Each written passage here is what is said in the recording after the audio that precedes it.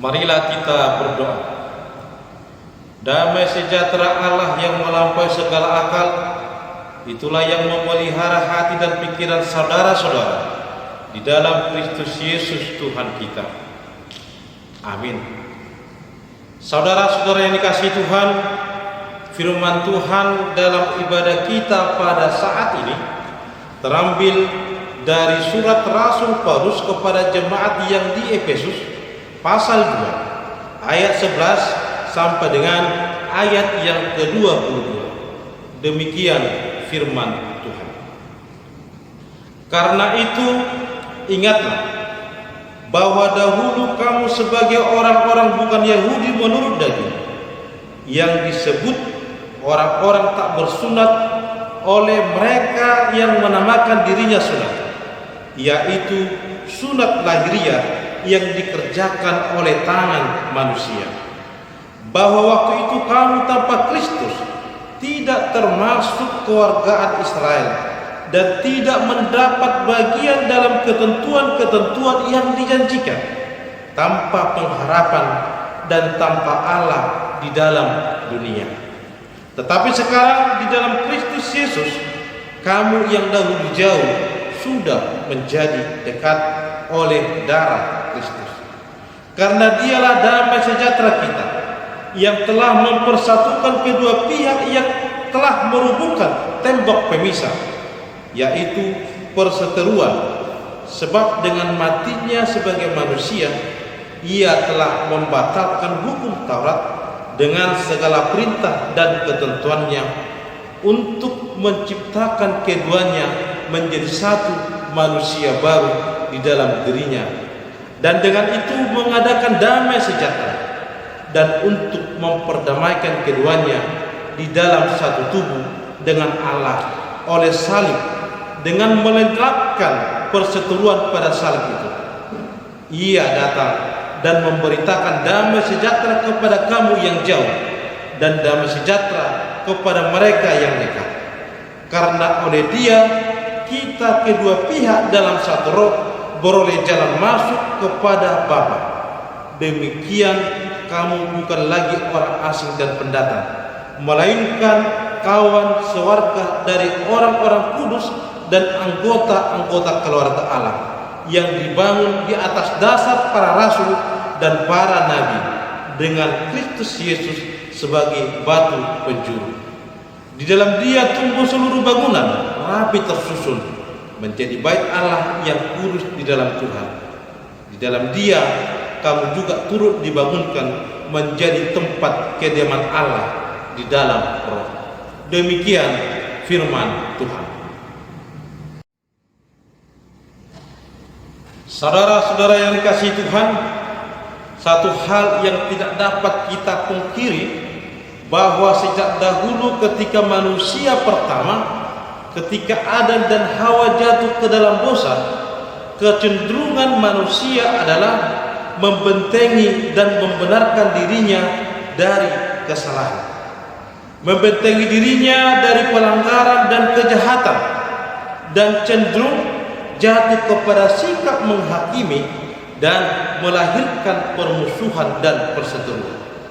Permusuhan menjadi bibit unggul yang sangat ampuh ditanamkan iblis untuk merobek dan mencabik-cabik kehidupan manusia.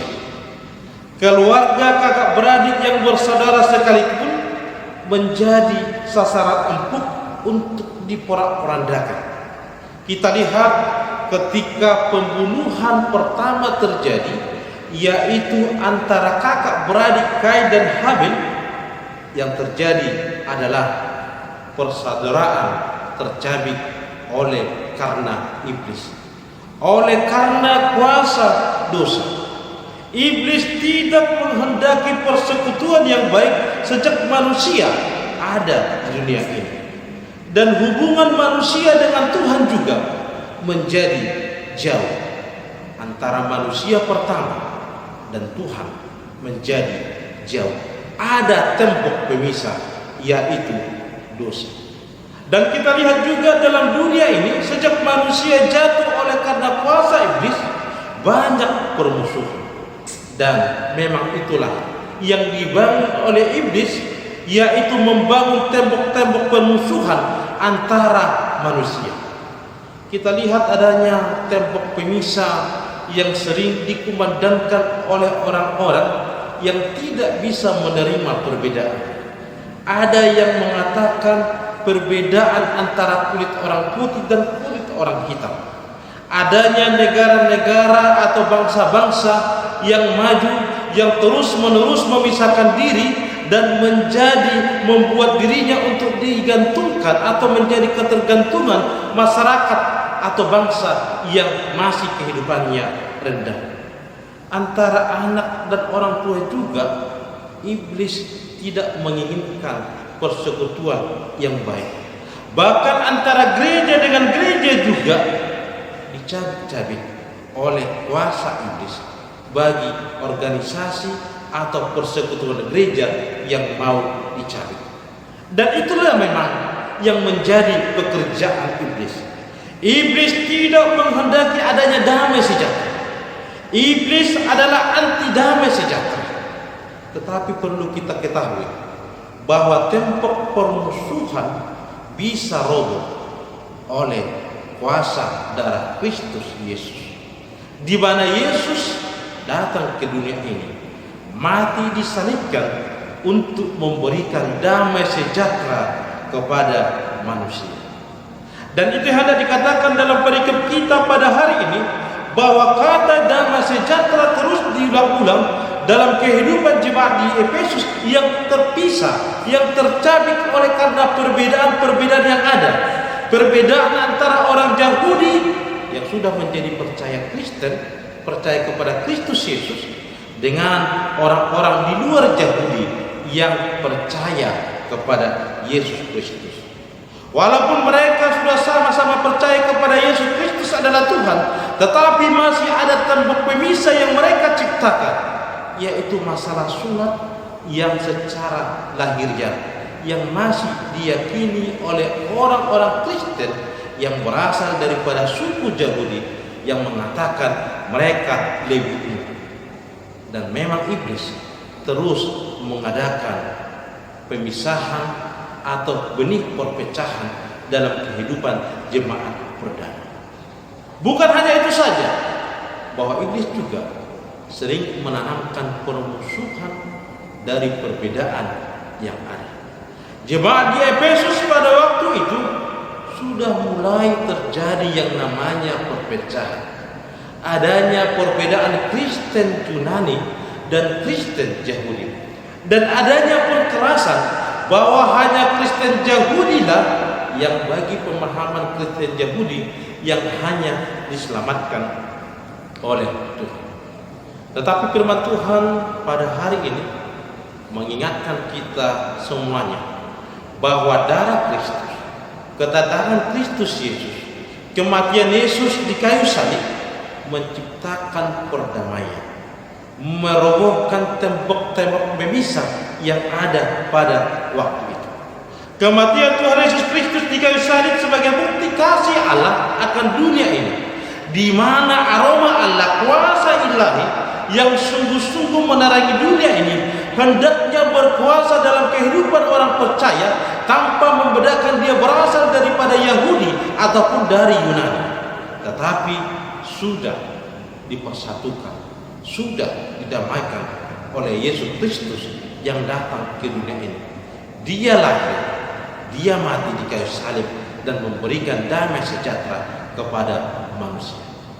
Saudara-saudara yang dikasihi Tuhan, dalam firman Tuhan pada hari ini kita diingatkan akan dua hal agar kita tidak tertular oleh virus yang ada, yang dipakai oleh kuasa iblis sampai sekarang ini.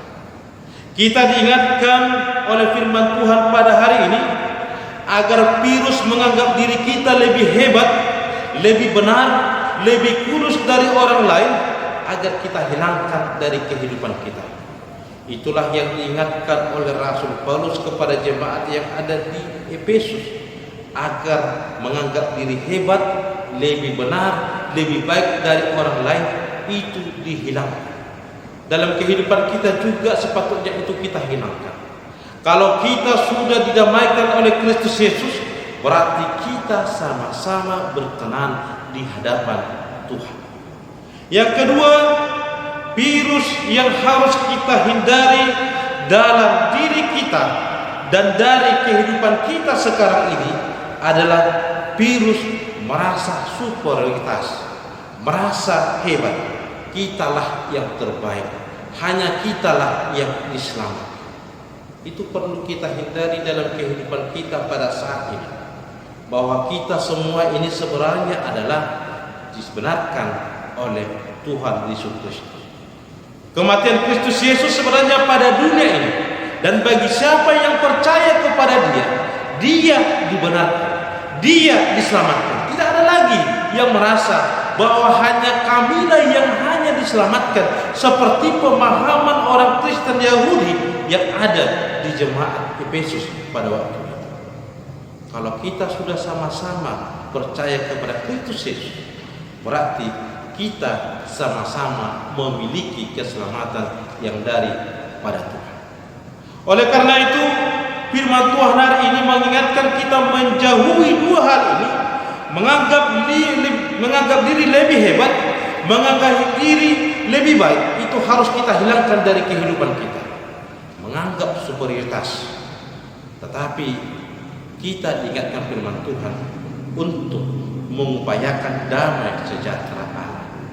Karena Yesus Kristus datang ke dunia ini membawa damai sejahtera, agar kita hidup dalam kehidupan damai yang daripada Tuhan.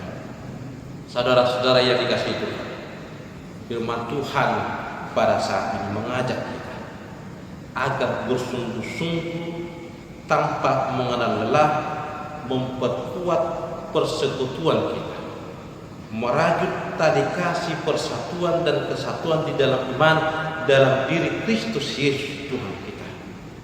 Kita harus merobohkan tembok-tembok pemisah. Kalaupun ada perbedaan di antara kita, itu menjadi sebuah keragaman dalam kehidupan kita untuk memperkaya kita di dalam kehidupan kita. Tetapi kita harus satu dalam Kristus Yesus.